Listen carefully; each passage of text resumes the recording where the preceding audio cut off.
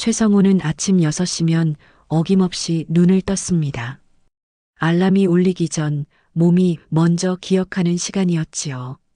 세면대 앞에 서서 물로 얼굴을 씻고 거울 속 자신을 잠깐 바라봅니다. 깊게 패인 이마주름, 거칠어진 손등, 어느새 희끗해진 귀밑머리. 68배 얼굴은 그가 살아온 시간을 그대로 담고 있었어요. 그는 서둘러 옷을 갈아입고 현관문을 나섭니다. 아파트 단지를 벗어나 버스 정류장으로 향하는 길, 이 길을 걸은 지 벌써 37년째였습니다. 공단 지역 끝자락에 자리한 중소인쇄공장. 그곳이 최성호라는 사람이 하루의 대부분을 보낸 곳이었지요. 기계 돌아가는 소리, 잉크 냄새, 종이 먼지가 날리는 작업장. 그에게는 집보다 익숙한 공간이었습니다. 성호는 말이 많은 사람이 아니었어요. 공장에서도 집에서도 마찬가지였습니다. 동료들과 점심을 먹을 때도 그는 주로 듣는 쪽이었지요. 누군가 농담을 던지면 어색하게 웃어줄 뿐 자신이 먼저 이야기를 꺼내는 법이 없었습니다. 감정을 드러내는 일도 서툴렀어요. 기쁨도 슬픔도 분노도 모두 안으로 삼켰습니다. 그렇게 사는 것이 어른이고 가장이라고 배웠으니까요. 그가 말을 아낀 것은 표현할 여유가 없었기 때문이기도 했습니다. 26에 결혼해서 이듬해 딸이 태어났고 3년 뒤 아들이 생겼어요. 아이들이 자라면서 들어가는 돈은 점점 늘어났습니다. 학원비, 교재비, 학교 준비물, 수학여행비. 목록은 끝이 없었지요. 아파트 대출금은 20년 넘게 그의 어깨를 짓눌렀고 명절 때마다 양가 부모님께 드리는 용돈도 만만치 않았습니다. 그래도 성호는 불평하지 않았어요. 오히려 자신이 필요한 사람이라는 사실에 안도했습니다. 월급날이면 통장을 확인하고 공과금을 빼고 생활비를 챙기고 남은 돈으로 저축을 했지요. 아내는 그 돈을 받아 집안을 꾸려갔습니다. 이번 달 전기세가 좀 나왔어요. 애들 학원비 올랐대요. 아내의 말은 대부분 돈과 관련된 것이었고 성호는 고개를 끄덕이며 알았어요 라고 답했습니다. 그것이 그들의 대화였어요. 아이들이 대학에 들어가고 취직을 하고 하나씩 독립해 나갔습니다. 딸은 결혼해서 경기도 어딘가에 살고 있었고 아들은 회사 기숙사 생활을 하고 있었지요. 집에는 성호와 아내 단둘만 남았습니다. 그런데 이상하게도 대화는 더 줄어들었어요. 아이들 이야기를 할 일이 없어지자 나눌 말도 사라진 것 같았습니다.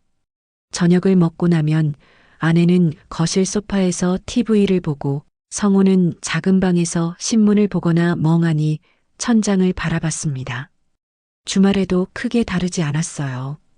아내가 교회에 가면 성호는 혼자 집을 지켰고 가끔 산책을 나가도 발걸음은 금방 집으로 돌아왔습니다. 갈 곳도 만날 사람도 딱히 없었으니까요. 성호는 이런 삶이 당연하다고 생각했습니다. 가장이라는 것은 원래 이런 거라고 믿었어요. 감정을 쏟아내거나 취미를 즐기거나 자기만의 시간을 갖는 것은 사치처럼 느껴졌습니다. 아내와 깊은 대화를 나누거나 친구들과 어울리는 일도 먼 이야기였지요. 그저 매일 출근하고 월급을 받고 가족을 먹여 살리는 것. 그것이 그가 해야 할 전부였습니다. 그런 성호에게 은퇴 이후의 삶이란 개념은 없었어요. 주변 사람들이 노후 준비를 이야기할 때도 그는 귀담아 듣지 않았습니다. 아직 몸이 성하고 일할 수 있는데 무슨 걱정이냐고 생각했지요. 퇴직금과 국민연금이면 충분할 거라고 막연하게 여겼습니다. 그리고 무엇보다 자신은 일하는 사람이라는 정체성에서 벗어날 생각을 해본 적이 없었어요. 어느 금요일 오후 공장장이 전 직원을 작업장에 모았습니다. 표정이 평소와 달랐어요. 다들 고생 많으셨습니다. 그런데 공장장의 목소리가 떨렸습니다. 회사가 문을 닫게 됐다는 이야기였지요. 수주가 끊기고 빚이 쌓였고 더는 버틸 수 없다고 했습니다. 다음 달 말까지만 운영하고 폐업한다는 통보였어요.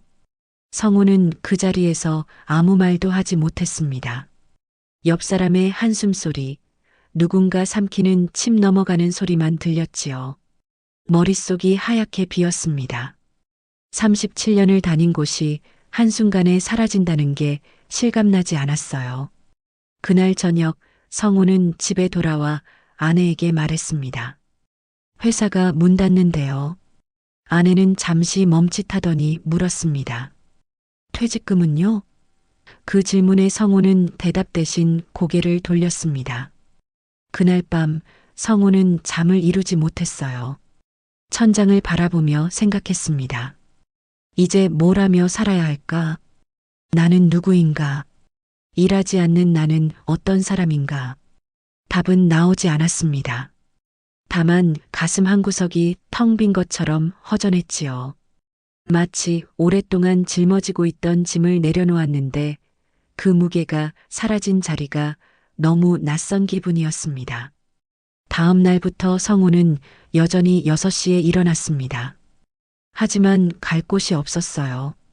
세면대 앞에 서서 거울을 보는데 자기 얼굴이 낯설게 느껴졌습니다. 이 사람은 이제 무엇을 하는 사람일까? 그는 스스로에게 물었지만 대답할 수 없었습니다. 마지막 출근일이 지나고 일주일이 흘렀습니다. 성우는 여전히 새벽 6시에 눈을 떴어요. 몸이 기억하는 시간이었지요. 하지만 일어나도 갈 곳이 없었습니다. 침대에 누워 천장을 바라보다가 억지로 몸을 일으켰어요. 세수를 하고 옷을 갈아입었지만 그 다음이 문제였습니다. 뭘 해야 할지 몰랐지요. 거실로 나오니 아내가 아침 준비를 하고 있었습니다. 일찍 일어나셨네요. 아내의 말투는 평소와 달랐어요. 어딘가 어색하고 조심스러웠습니다. 성우는 식탁에 앉아 신문을 펼쳤지요. 9일란을 유심히 봤지만 68배 맞는 자리는 보이지 않았습니다. 경비, 청소, 주차관리. 눈에 들어오는 건 그런 일자리뿐이었어요. 아침을 먹고 나서도 성우는 할 일이 없었습니다. TV를 켰다가 끄고 신문을 다시 펼쳤다가 접었어요. 아내는 설거지를 하고 빨래를 돌리고 청소기를 돌렸습니다. 그 모든 과정에서 성우는 그저 소파에 앉아 있을 뿐이었지요. 오늘은 뭐 하실 거예요? 아내가 물었습니다. 성우는 대답하지 못했어요. 할 게 없으니까요. 점심때가 되자 아내가 말했습니다. 밖에 나가 좀 걸으시지 그래요? 권유라기보다는 부탁에 가까운 말투였어요. 성우는 그제야 자신이 집안에서 방해가 되고 있다는 걸 깨달았습니다. 현관문을 나서 아파트 단지를 걸었지요. 평일 낮에 단지는 조용했습니다. 유모차를 끄는 젊은 엄마들, 벤치에 앉아 있는 노인들. 성우는 그들 사이 어디에도 속하지 못한 것 같았어요.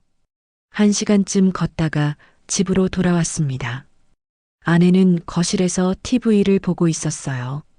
성우가 들어서자 고개를 돌렸지만 말은 없었습니다. 성우는 작은 방으로 들어가 문을 닫았지요. 침대에 누워 눈을 감았지만 잠은 오지 않았어요. 그저 시간이 흘러가기만 기다렸습니다. 이런 날들이 반복됐습니다. 아침에 일어나고 신문을 보고 산책을 나갔다가 돌아오고 저녁을 먹고 잠자리에 드는 일. 아무 의미 없는 하루였지요. 성우는 점점 무기력해졌습니다. 면도도 건너뛰고 옷도 대충 입었어요. 거울을 보는 것조차 싫어졌습니다. 한 달쯤 지났을 때 딸이 찾아왔습니다. 토요일 오후였어요. 아빠, 요즘 어떻게 지내세요? 딸의 물음에 성우는 그냥 그렇지라고 답했습니다. 딸은 엄마와 부엌에서 뭔가 이야기를 나눴어요. 성우는 거실에 혼자 남아 TV를 켰습니다. 뉴스에서는 경기 침체 이야기가 나왔지요. 저녁을 먹으면서 딸이 말을 꺼냈습니다.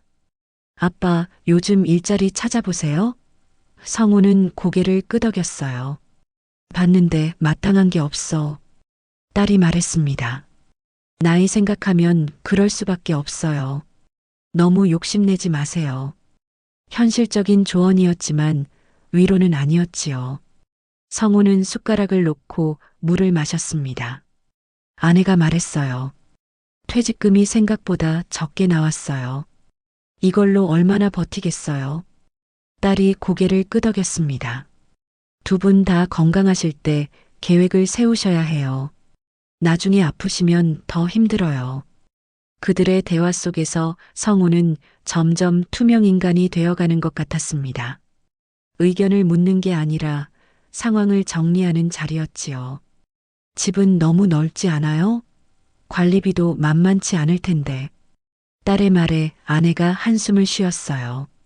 나도 그 생각했어. 근데 어디로 가겠어? 성우는 듣고만 있었습니다. 입을 열었다가는 현실을 모르는 사람 취급받을 것 같았어요.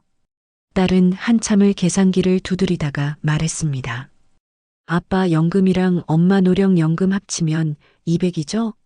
여기서 관리비, 통신비, 공과금 빼면 숫자들이 오갔습니다. 성우의 삶이 숫자로 계산되고 있었어요. 얼마가 들어오고 얼마가 나가고 얼마가 부족한지 그 계산 속에서 성우라는 사람은 없었습니다. 그저 비용을 발생시키는 존재일 뿐이었지요. 딸이 돌아가고 나서 집안은 조용해졌습니다. 아내는 설거지를 하러 부엌으로 갔고 성우는 거실에 남았어요. TV 화면만 멍하니 바라봤습니다. 뭔가 말을 해야 할 것 같았지만 무슨 말을 해야 할지 몰랐지요. 우리 이대로 괜찮을까요? 라고 물어봐도 괜찮다는 답은 돌아오지 않을 게 분명했습니다. 다음 날 아침 성우는 일찍 일어나 산책을 나갔습니다. 경로당 앞을 지나는데 안에서 노인들이 화투를 치고 있었어요. 웃음소리가 들렸습니다. 성우는 발걸음을 멈추고 잠시 바라봤지요. 저 안으로 들어가 볼까 하다가 그냥 지나쳤습니다. 어울릴 자신이 없었어요. 주민센터 게시판에 들러 구인 광고를 봤습니다. 아파트 경비, 택배 상하차, 주차관리원. 성우는 메모지에 번호를 적었어요. 집에 돌아와 전화를 걸었지만 이미 다 찼다는 답만 돌아왔습니다. 연세가 어떻게 되세요?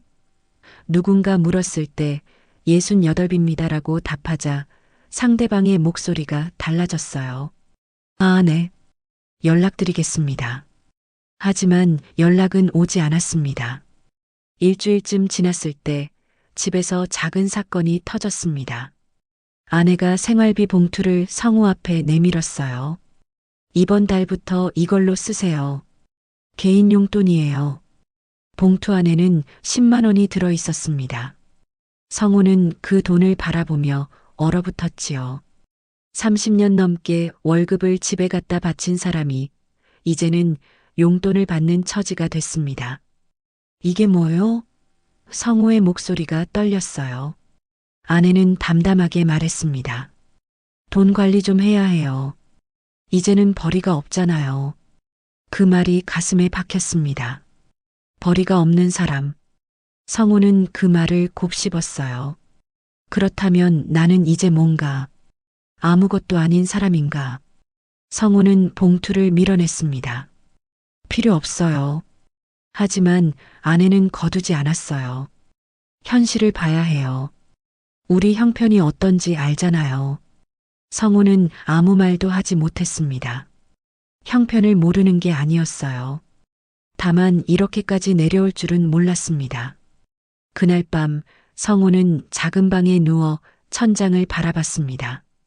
가슴속에서 뭔가가 무너지는 소리가 들렸어요. 분노도 아니고 슬픔도 아니었습니다. 그저 깊은 허탈함이었지요. 내가 이렇게까지 내려왔구나. 성우는 스스로에게 물었습니다. 나는 이제 필요 없는 사람인가? 쓸모 없어진 건가? 답은 나오지 않았습니다. 다만 한 가지는 분명했어요. 이대로 무너져서는 안 된다는 것. 성우는 눈을 감으며 다짐했습니다. 뭐라도 해야 한다고. 이대로 주저앉을 수는 없다고. 그 다짐이 얼마나 지켜질지는 몰랐지만 적어도 오늘 밤만큼은 그렇게 믿고 싶었습니다. 그날 이후로 성우는 더 자주 집 밖으로 나갔습니다. 아침 일찍 나가서 저녁 늦게 돌아오곤 했어요. 갈 곳이 있어서가 아니었습니다. 그저 집에 있기가 견디기 힘들었지요. 도서관에 가서 신문을 보고 공원 벤치에 앉아 시간을 보내고 주민센터 게시판을 들여다봤습니다. 하루하루가 그렇게 흘러갔어요. 어느 일요일 오후 딸이 남편과 함께 찾아왔습니다. 아들도 왔어요. 오랜만에 가족이 한자리에 모였지요. 아내는 부엌에서 음식을 준비하고 성우는 거실 한쪽에 앉아 있었습니다. 아이들은 각자 스마트폰을 들여다봤어요. 대화는 별로 없었습니다. 저녁을 차려놓고 식탁에 둘러앉았습니다. 처음에는 일상적인 이야기들이 오갔어요. 딸의 아이 이야기, 아들의 회사 이야기. 성우는 듣기만 했습니다. 말을 걸어오는 사람이 없었지요. 식사가 반쯤 진행됐을 때 딸이 본론을 꺼냈습니다. 엄마, 아빠, 우리 진지하게 이야기 좀 해야 할 것 같아요. 딸의 목소리는 조심스러웠지만 단호했습니다. 아내가 수저를 놓았어요. 무슨 이야기? 딸이 남편과 눈빛을 주고받더니 말했습니다. 두 분 노후 계획이요. 아들도 거들었어요. 형편이 어려워진 건 다 알잖아요. 이제 현실적으로 생각해야 할 때예요. 성우는 젓가락을 든 채로 굳어 있었습니다. 아내가 물었지요. 그래서 어쩌자는 거니? 딸이 말했습니다. 집을 좀 줄이시는 게 어때요? 이 평수는 두 분한테 너무 넓잖아요. 아내가 한숨을 쉬었습니다. 그 생각 나도 했어. 근데 어디로 간다는 거야? 딸의 남편이 끼어들었어요. 요즘 작은 평수 아파트가 괜찮던데요. 관리비도 적게 나오고 두 분이 살기엔 충분하죠. 성우는 그들의 대화를 듣고만 있었습니다. 자기 집 이야기인데 자기 입은 열리지 않았어요. 아들이 말했습니다. 그리고 생활비도 좀 조정하셔야 할 것 같아요. 지금처럼 쓰시면 얼마 못 가요. 아내가 반박했지요. 우리가 막 쓰는 것도 아니야. 기본적인 것만 쓰는데. 딸이 고개를 저었어요. 엄마, 통신비만 해도 두 분 합쳐서 8만 원이잖아요. 요금제 바꾸면 반으로 줄일 수 있어요. 숫자 이야기가 이어졌습니다. 전기세, 가스비, 식비, 병원비. 모든 게 계산되고 있었어요. 성우는 자신이 회계장부의 한 항목이 된 기분이었습니다. 인간이 아니라 비용으로만 존재하는 것 같았지요. 아빠 생각은 어때요? 아들이 물었습니다. 식탁 위 모두의 시선이 성우에게 향했어요. 성우는 입을 열었지만 목소리가 나오지 않았습니다. 무슨 말을 해야 할까요? 나는 괜찮아라고 할까요? 아니면 내 집인데 왜 내가 나가야 해라고 할까요? 하지만 두 말 모두 거짓처럼 느껴졌습니다. 아빠도 찬성하시는 거죠? 딸이 확인하듯 물었어요. 성우는 고개를 끄덕였습니다. 찬성해서가 아니었어요. 반대할 힘이 없었지요. 무슨 말을 해도 현실을 모르는 고집쟁이로 보일 게 뻔했습니다. 그는 그저 고개를 끄덕이는 것으로 대답을 대신했어요. 그럼 우리가 알아볼게요. 딸이 밝게 말했습니다. 걱정 마세요. 다 아빠 엄마 위해서 하는 거예요. 그 말이 성우의 가슴을 찔렀습니다. 위해서라는 말. 정말 자기를 위한 걸까요? 아니면 아이들이 부담을 덜기 위한 걸까요? 성우는 분간할 수 없었어요. 식사가 끝나고 아이들은 거실로 자리를 옮겼습니다. 성우는 설거지를 하겠다며 부엌으로 갔어요. 아내가 따라왔지요. 당신 생각은 어때요? 아내가 작은 목소리로 물었습니다. 성우는 그릇을 씻으며 말했어요. 애들 말이 맞는 것 같소. 아내가 한숨을 쉬었습니다. 나도 알아요. 근데 이렇게 밀려나는 것 같아서 아내의 목소리가 떨렸어요. 성우는 처음으로 아내도 자신과 같은 마음인지 모른다는 생각이 들었습니다. 하지만 그 생각을 입 밖으로 꺼내지는 못했어요. 대신 그릇을 닦는 데만 집중했습니다. 아이들이 돌아간 뒤 집은 다시 조용해졌습니다. 아내는 거실 소파에 앉아 TV를 켰어요. 뉴스에서는 부동산 시장 이야기가 나왔습니다. 성우는 작은 방으로 들어가 불을 껐지요. 어둠 속에서 천장을 바라봤습니다. 며칠 뒤 딸에게서 전화가 왔습니다. 괜찮은 매물을 찾았다고 했어요. 15평짜리 소형 아파트였습니다. 지금 사는 곳에서 2정거장 떨어진 곳이었지요. 이번 주말에 같이 보러 가요. 딸의 목소리는 밝았습니다. 성우는 그래라고만 답했어요. 주말이 되어 그 집을 보러 갔습니다. 엘리베이터를 타고 6층에 내렸어요. 복도는 좁았고 현관문도 작았습니다. 문을 열고 들어서니 거실과 방이 한눈에 다 보였어요. 아담하죠? 딸이 말했습니다. 성우는 대답하지 않았습니다. 아담하다는 말이 좁다는 뜻처럼 들렸지요. 부동산 중개인이 설명을 이어갔어요. 관리비도 적게 나오고 주변에 마트도 가까워요. 노인분들이 살기 딱 좋아요. 노인분들. 그 말에 성우는 움찔했습니다. 자신이 이제 그런 범주에 들어간다는 게 새삼 실감났어요. 집을 둘러본 뒤 카페에 앉았습니다. 딸이 계산기를 두드리며 말했어요. 지금 집 팔면 여기 사고도 돈이 남아요. 그걸로 당분간은 여유 있게 사실 수 있어요. 아내가 고개를 끄덕였습니다. 그래, 알아봐줘서 고맙다. 딸이 웃으며 말했지요. 당연하죠. 우리가 뭐. 성우는 커피만 마셨습니다. 입을 열면 반대하게 될 것 같았어요. 하지만 무슨 근거로 반대할 수 있을까요? 돈이 없는데, 벌이가 없는데 무슨 말을 할 수 있을까요? 성우는 그저 침묵으로 동의를 표했습니다. 집으로 돌아오는 길, 아내가 말했어요. 이게 맞는 거겠죠? 성우는 고개를 끄덕였습니다. 그런 것 같소. 하지만 속마음은 달랐어요. 맞는지 틀린지 모르겠습니다. 다만 선택의 여지가 없다는 것만 알 뿐이었지요. 그날 밤 성우는 거실을 천천히 걸었습니다. 30년 가까이 산 집이었어요. 아이들이 뛰어놀던 곳, 명절 때마다 가족이 모이던 곳, 이제 떠나야 할 곳. 성우는 창문 밖을 바라봤습니다. 아파트 단지에 불빛들이 보였어요. 저 집들에도 자기 같은 사람들이 있을까요? 쓸모 없어졌다고 느끼는 사람들이. 성우는 주먹을 쥐었습니다. 분노가 아니었어요. 다짐이었지요. 이대로는 안 된다. 뭔가 해야 한다는 생각이 들었습니다. 아이들에게 짐이 되지 않으려면, 아내에게 부담이 되지 않으려면, 무엇보다 자신이 무너지지 않으려면. 성우는 결심했습니다. 내일부터 다시 일자리를 찾아보겠다고, 어디든 가리지 않겠다고. 그 결심이 얼마나 지켜질지는 몰랐습니다. 하지만 적어도 오늘 밤만큼은 성우는 자신이 아직 포기하지 않았다는 걸 믿고 싶었어요.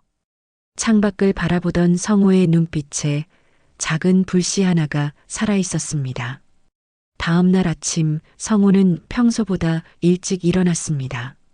세수를 하고 면도를 깔끔하게 했어요. 거울 속 자신을 오랜만에 똑바로 마주했지요. 오늘부터 시작이다. 성우는 스스로에게 말했습니다. 주저앉아 있을 수는 없었어요. 주민센터로 향했습니다. 게시판 앞에 서서 구인 광고를 하나하나 읽었어요. 아파트 경비는 이미 다 찼고 주차관리원도 마찬가지였습니다. 그때 눈에 들어온 게 하나 있었지요. 새벽 시장 환경 정리 보조 인력 구함. 오전 5시 8시. 연령 무관. 성우는 그 쪽지를 떼어들고 안내 데스크로 갔습니다. 이거 아직 구하나요? 직원이 고개를 끄덕였어요. 네, 아직 자리 있어요. 연세가 어떻게 되세요? 성우는 잠시 망설이다가 답했습니다. 68입니다. 직원은 의외로 밝게 웃었어요. 괜찮으세요. 거기는 연세 드신 분들도 많이 하세요. 내일 아침 5시까지 시장관리사무소로 오시면 돼요. 집으로 돌아오는 길, 성우의 걸음이 조금 가벼워졌습니다. 비록 새벽일이고 힘든 노동이겠지만 그래도 할 일이 생겼다는 사실만으로도 마음이 달랐어요. 집에 들어서자 아내가 물었습니다. 어디 갔다 와요? 성우가 답했지요. 일 하나 구했소. 아내의 눈이 커졌어요. 무슨 일인데요? 성우는 담담하게 말했습니다. 새벽 시장 청소요. 내일부터 시작이요. 아내는 잠시 말이 없었습니다. 그러다가 조용히 말했어요. 몸은 괜찮겠어요? 걱정이 섞인 목소리였지요. 성우는 고개를 끄덕였습니다. 해봐야 알겠지만 할 수 있을 거요. 다음 날 새벽 4시 반 알람이 울렸습니다. 성우는 재빨리 일어나 옷을 갈아입었어요. 오랜만에 느끼는 긴장감이었습니다. 조심스레 현관문을 나서는데 부엌에 불이 켜져 있었어요. 아내가 간단한 아침을 준비해 놓았습니다. 드시고 가세요. 아내의 말에 성우는 고맙다는 말 대신 고개를 숙였습니다.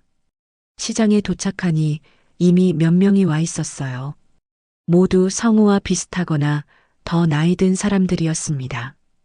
관리사무소 직원이 나와서 설명했지요. 상인들이 장사 끝내고 나면 쓰레기가 많이 나와요. 그걸 분리수거하고 바닥 쓸고 물 뿌리는 일이에요. 어렵지 않으니까 천천히 하시면 돼요. 일은 생각보다 힘들었습니다. 허리를 굽혔다 폈다 하는 게 반복됐고 무거운 쓰레기 봉투를 나르는 것도 만만치 않았어요. 땀이 등을 타고 흘렀습니다. 하지만 성우는 멈추지 않았어요. 옆에서 일하던 할머니가 말을 건넸습니다. 처음이세요? 성우가 고개를 끄덕이자 할머니가 웃으며 말했지요. 처음엔 다 힘들어요. 일주일만 지나면 익숙해져요. 3시간이 지나고 일이 끝났습니다. 관리 직원이 와서 말했어요. 수고하셨습니다. 내일도 같은 시간에 뵙겠습니다. 그 수고하셨습니다라는 말이 성우의 가슴에 와 닿았습니다. 언제 들어봤던가요?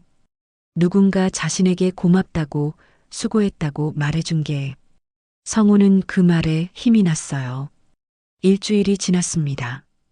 몸은 여전히 힘들었지만 성우는 이제 일의 흐름을 파악했어요. 어느 구역을 먼저 치우고 어떻게 효율적으로 움직이는지 알게 됐습니다. 함께 일하는 사람들과도 조금씩 말을 섞게 됐지요. 오늘 날씨 춥네요. 어제 허리 좀 아팠어요. 짧은 대화들이었지만 성우에게는 의미가 있었습니다. 한 달이 지나자 첫 급여가 나왔습니다. 많은 돈은 아니었어요. 하지만 성우는 그 돈을 받아들고 한참을 바라봤습니다. 내가 번 돈이다. 37년을 일했지만 이렇게 돈의 무게를 느낀 건 처음이었어요. 집에 돌아와 아내에게 봉투를 건넸습니다. 이거 생활비에 보태시오. 아내는 봉투를 받지 않았어요. 당신이 쓰세요. 성우가 고개를 저었습니다. 아니요. 집에 보태야지. 아내의 눈가가 붉어졌어요. 고생했어요. 그 말에 성우는 아무 대답도 하지 못했습니다. 그저 고개를 끄덕일 뿐이었지요. 일을 시작한 지 2달쯤 됐을 때 성우는 자신이 조금씩 달라지고 있다는 걸 느꼈습니다. 아침에 일어날 때 몸은 여전히 무거웠지만 마음은 가벼웠어요. 해야 할 일이 있다는 것, 누군가 자신을 기다린다는 것. 그게 성호를 일으켜 세웠습니다. 거울 앞에 선 성호의 얼굴도 달라져 있었어요. 여전히 주름은 깊었지만 눈빛이 살아 있었습니다. 표정도 덜 굳어 있었지요. 아내도 그걸 눈치챘는지 요즘 표정이 좋아졌네요 라고 말했습니다. 성호는 쑥스럽게 웃었어요. 어느 날 저녁 딸에게서 전화가 왔습니다. 아빠, 요즘 어떻게 지내세요? 성호는 답했습니다. 일하고 있어. 딸이 놀란 목소리로 물었어요. 무슨 일이요? 성호가 설명하자 딸은 잠시 말이 없었습니다. 그러다가 조심스레 말했지요. 몸은 괜찮으세요? 걱정이 묻어났습니다. 괜찮아. 할만해. 성호의 목소리는 담담했지만 그 속에는 자신감이 배어 있었어요.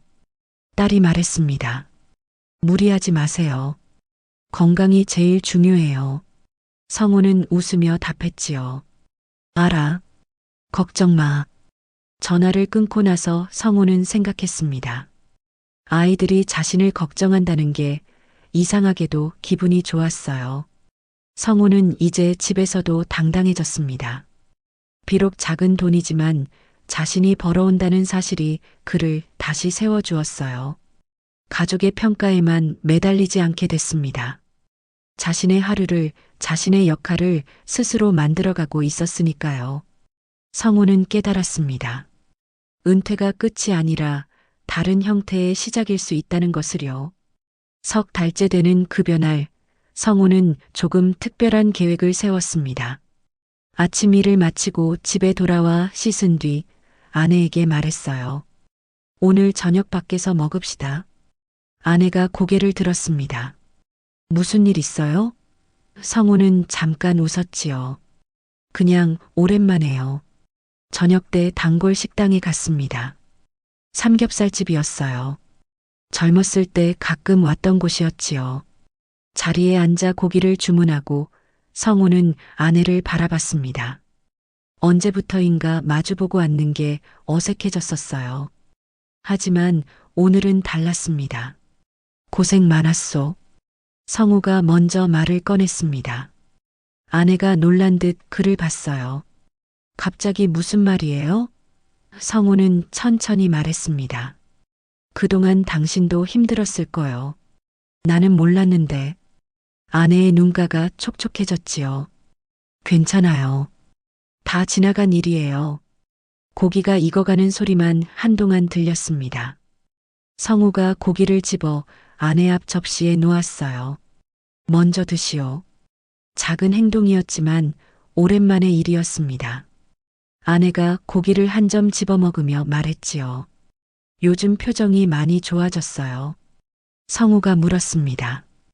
그래요? 아내가 고개를 끄덕였어요. 예전엔 집에만 있으면 힘들어 보였거든요. 나도 그랬소. 성우는 솔직하게 인정했습니다. 쓸모 없어진 것 같았어요. 아무것도 아닌 사람처럼. 아내가 젓가락을 놓았어요. 당신이 왜 아무것도 아니에요? 우리 가장인데. 성우는 쓴웃음을 지었습니다. 가장이라는 게 돈을 벌어야만 가능한 건 줄 알았어요. 아내가 말했습니다. 나도 잘못했어요. 당신 마음을 몰랐어요. 두 사람 사이에 침묵이 흘렀지요. 하지만 무거운 침묵은 아니었습니다. 오히려 오랜만에 서로를 이해하는 시간 같았어요. 이제는 좀 괜찮소? 아내가 물었습니다. 성우는 고개를 끄덕였어요. 일이 힘들긴 한데 그래도 할만해요. 누군가 날 기다린다는 게 좋더라고요. 아내가 작게 웃었습니다. 나도 기다려요. 당신이 집에 들어올 때. 성우는 그 말에 가슴이 뭉클했지요. 주말이 되어 딸이 또 찾아왔습니다. 이번에는 아들도 함께였어요. 식탁에 둘러앉았을 때 딸이 먼저 말했습니다. 아빠, 집 이사 이야기요. 급하게 안 하셔도 될 것 같아요. 성우가 놀라 딸을 봤어요. 왜 갑자기? 아들이 거들었습니다. 아빠가 일하시잖아요. 그럼 여유가 좀 생기실 거고. 딸이 말을 이었어요. 그리고 우리가 너무 앞서 나간 것 같아요. 두 분이 결정하실 문제인데. 성우는 잠시 말이 없었습니다. 그러다가 천천히 입을 열었지요. 고맙구나. 그렇게 생각해줘서. 딸의 눈가가 붉어졌습니다. 죄송해요, 아빠. 우리가 너무 현실적으로만 생각했어요. 아들도 말했습니다. 아빠 건강이 제일 중요해요. 무리하지 마세요. 성우는 고개를 끄덕였어요. 알아. 내가 알아서 할게. 그 말에는 예전과 다른 무게가 실려 있었습니다. 자신감이었지요. 식사 후 아이들이 돌아갔습니다. 성우는 거실 창가에 서서 밖을 바라봤어요. 아파트 단지의 불빛들이 반짝였습니다. 예전에는 저 불빛들이 자신과 무관하게 느껴졌어요. 하지만 이제는 달랐습니다. 저 안에도 누군가 살고 있고 저마다의 이야기가 있겠지요. 성우는 자신의 지난 시간을 떠올렸습니다. 37년을 일했던 공장, 갑작스러운 은퇴, 집에 남겨진 날들, 생활비 봉투를 받던 그날의 수치심. 하지만 그 모든 게 지금의 자신을 만들었어요. 쓸모로만 자신을 정의하던 사람이 이제는 존재 자체로 의미를 찾게 됐습니다. 새벽 시장 일은 여전히 힘들었습니다. 몸은 예전 같지 않았고 가끔 허리가 아팠어요. 하지만 성우는 멈추지 않았습니다. 일을 마치고 돌아오는 길, 아침 햇살을 받으며 걷는 시간이 좋았지요. 오늘도 해냈다는 작은 성취감이 하루를 시작하게 했습니다. 어느 날 아침 일을 마치고 시장 입구를 나서는데 상인 한 분이 손을 흔들었어요. 오늘도 수고하셨어요. 성우는 손을 들어 답했습니다. 그 인사가 주는 따뜻함이 있었지요. 자신이 누군가에게 필요한 사람이라는 것. 그게 성우를 지탱하는 힘이었습니다. 집으로 돌아오는 버스 안에서 성우는 생각했습니다. 은퇴는 끝이 아니었어요. 다른 형태의 시작이었지요. 가장이라는 역할에서 벗어났지만 성우라는 사람은 여전히 존재했습니다. 그 사실을 받아들이는데 오랜 시간이 걸렸지만 이제는 알았어요. 문을 열고 들어서니 아내가 아침을 준비하고 있었습니다. 다녀왔어요. 성우의 인사에 아내가 웃으며 답했지요. 수고했어요. 씻고 오세요. 평범한 대화였지만 그 안에 따뜻함이 있었습니다. 세수를 하고 거울을 봤어요. 주름은 여전히 깊었고 머리는 더 희끗해졌습니다. 하지만 눈빛은 달랐지요. 살아있었습니다. 성우는 거울 속 자신에게 작게 고개를 끄덕였어요. 식탁에 앉아 아침을 먹었습니다. 아내와 나누는 대화는 여전히 많지 않았어요. 하지만 예전처럼 어색하지는 않았습니다. 때로는 침묵도 대화가 될 수 있다는 걸 알게 됐지요. 오늘 뭐 하실 거예요? 아내가 물었습니다. 성우가 답했어요. 경로당 한번 가볼까 해요. 전부터 궁금했거든요. 아내가 고개를 끄덕였습니다. 그래요. 친구도 좀 사귀시고. 성우는 웃었지요. 이제는 새로운 것을 시도하는 게 두렵지 않았습니다. 창밖으로 아침 햇살이 들어왔어요. 성우는 그 빛을 바라보며 생각했습니다. 인생은 아직 끝나지 않았다고. 비록 예전처럼 많은 걸 할 수는 없지만 여전히 할 수 있는 게 있다고. 그리고 무엇보다 자신은 아직 살아있는 사람이라고. 성우는 커피를 한 모금 마셨습니다. 따뜻했어요. 그 온기가 가슴까지 전해지는 것 같았습니다. 오늘도 내일도 성우는 자기 방식대로 살아갈 것입니다. 쓸모가 아니라 사람으로서. 그것만으로도 충분했지요. 새벽은 여전히 어둡지만 성우는 알았습니다. 곧 아침이 온다는 것을. 그리고 그 아침을 맞이할 준비가 되어 있다는 것을. 성우는 창밖을 바라보며 조용히 미소 지었습니다.